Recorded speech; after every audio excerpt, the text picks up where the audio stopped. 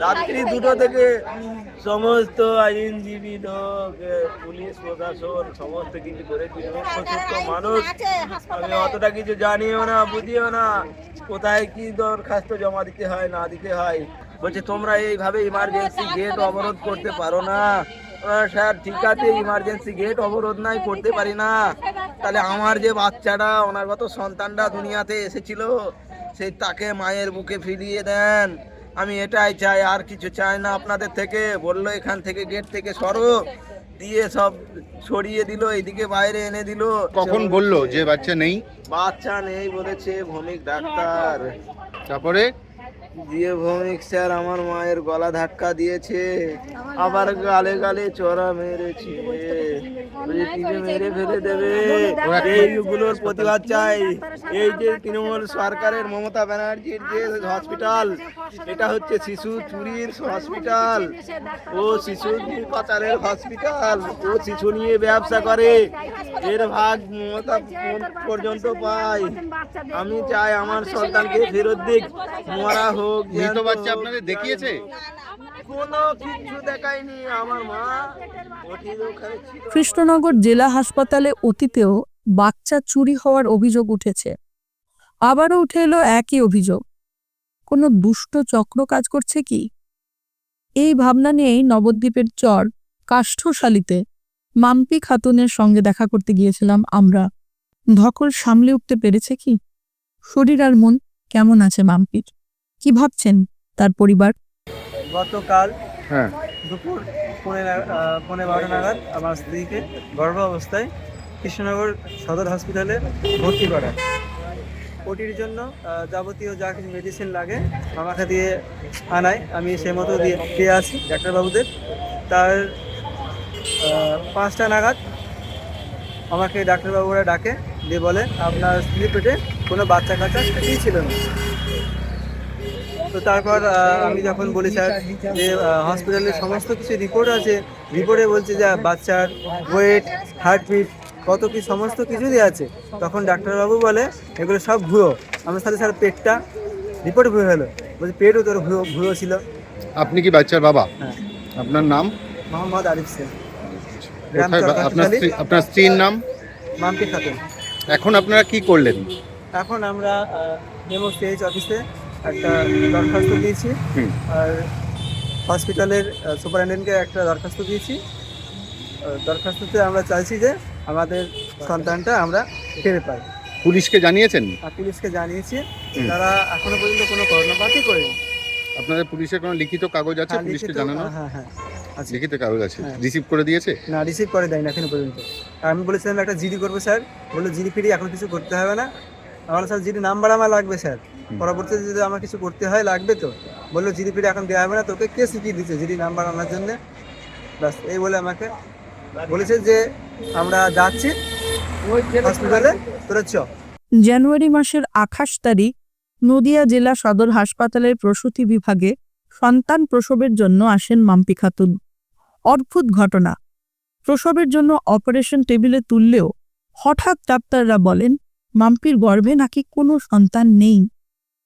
ডিউটিতে থাকা সার্জন বলে দেন এটি সিউডো প্রেগন্যান্সি বা ফ্যান্টম প্রেগন্যান্সি।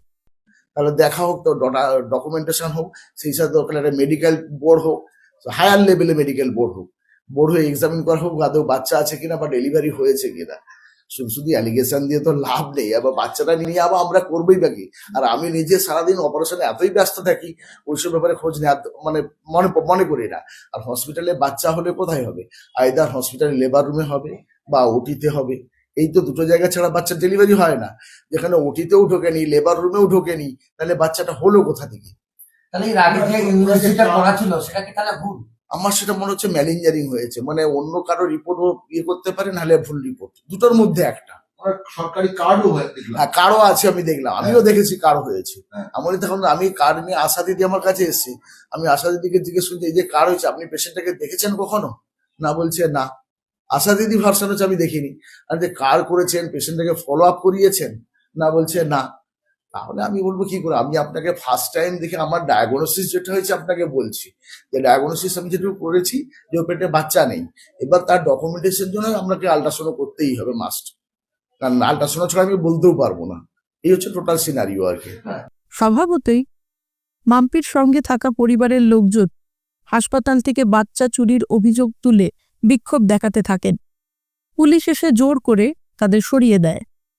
বাচ্চা খুইয়ে তারা প্রশ্ন তুলছেন। গর্ভাবস্থায় 10 মাস ধরে মাম্পি এই সদর হাসপাতালেই ডাক্তার দেখাতে আসতেন। এতদিন তাহলে কেন বলা হলো না যে গর্ভের সন্তান মাম্পির মনের ভুল? এতদিন গর্ভাবস্থায় দেখভাল করা এবং তথ্য সংগ্রহ করা আশাকর্মীও হাসপাতালের এ কথা মানতে নারাজ যে গর্ভে সন্তান ছিলই না। স্পষ্টই তিনি বলেছেন এটা হাসপাতালের ভুল। আমার নাম রোজিনা বিবি শেখ, চরকাচুশালীতেই বাড়ি। আপনি কি কাজ করেন? আমি আশাতে কাজ করি। কি ঘটনা ঘটেছে বলেন?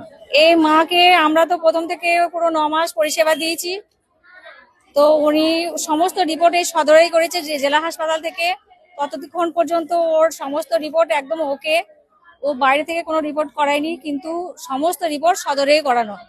সেই রিপোর্ট অনুযায়ী আমরা সমস্ত পরিষেবাকে দিয়েছি। মাকে আমরা প্রতিদিন যেমন দেখার দরকার, যে পরিষেবা দেওয়ার দরকার সেটা আমরা দিয়েছি।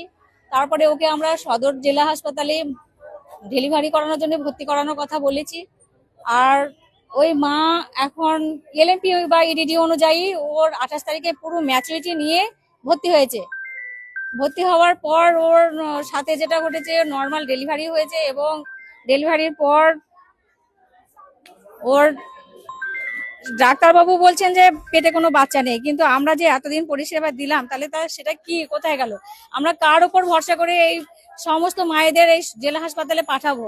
সেটাই আমাদের একমাত্র বক্তব্য। আমি দুঃখের সঙ্গে জানাচ্ছি, আমার এই মা কিভাবে বাচ্চা ফেরত পাবে? আর এই মা, হ্যাঁ অবশ্যই প্রমাণ আছে, প্রমাণ আছে। প্রমাণ থাকা সত্ত্বেও ডাক্তারবাবুরা এখানে মানছে না। আমরা যে ডাক্তারবাবুকে ভগবানের পরে স্থানটা দিয়ে থাকি, সেটা কোন ভরসায় দেব? আর কিভাবে আমরা মায়েদের পরিষেবা দেবো? এই ঘটনায় আলোড়ন পড়ে যাওয়ায় তড়িঘড়ি স্বাস্থ্য ভবন তদন্ত কমিটি গঠন করেছে। এদিকে হাসপাতালের সুপার, জেলার সিএমওএইচ খবরের কাগজে মাম্পি খাতুনের পরিবারের বিরুদ্ধে চিকিৎসার ভুয়ো কাগজ জমা দেওয়ার অভিযোগ তুলেছেন। মাম্পির বাড়ির লোকের বক্তব্য, হাসপাতালের গাফিলতি চাপা দিতেই এই অভিযোগ। 28 তারিখের ঘটনার পরে আজকে আমরা চরকাষ্টশালীতে এসেছি মাম্পি খাতুনের বাড়িতে। এখানে মাম্পি খাতুনের পরিবারের লোকেরা আছেন, গ্রামের মানুষেরা আছেন। তারা নির্দিষ্টভাবে কিছু অভিযোগ তুলছেন। আমি ওনাদের মুখ থেকে শুনে নেব যে কি ওনাদের অভিযোগ। পেপারে যে খবরটা বার করা হয়েছে যে আমরা নাকি ফ্রড, আমরা ভুয়ো চিকিৎসা জানার পরেও আমরা হসপিটালে গিয়েছি। তো আমরা যদি ফ্রডই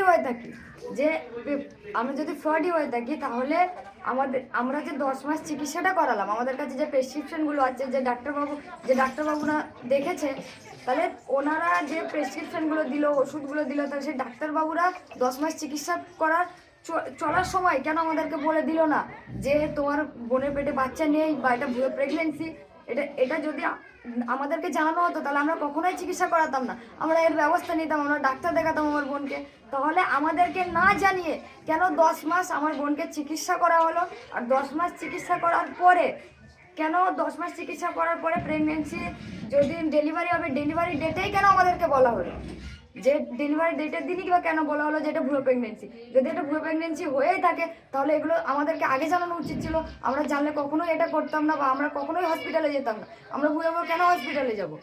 পেপারে দেখলাম তারা বলছেন তাদের কাগজের সঙ্গে নাকি আপনাদের কাগজ মিলছে আমাদের না। কাগজের সাথে যদি ওনাদের কাগজের সাথে যদি আমাদের কাগজই যদি নাই মেলে, তাহলে আমাদের কাছে সমস্ত যে প্রমাণপত্র, হসপিটালে যে কাগজ আছে, আমরা জানি যে হসপিটালের স্ক্যানার বা সরকারি স্ট্যাম্প কখনো মিথ্যা হতে পারে না। তাহলে এই বিষয়টা নিয়ে তদন্ত করা হোক, এই কাগজগুলো তদন্ত করা হোক, স্ক্যান করা হোক, যে কাগজগুলো সত্যি কি ভুয়ো, আমরা ভুয়ো করছি না, ওনারা ভুয়ো করছে আমাদেরকে নিয়ে।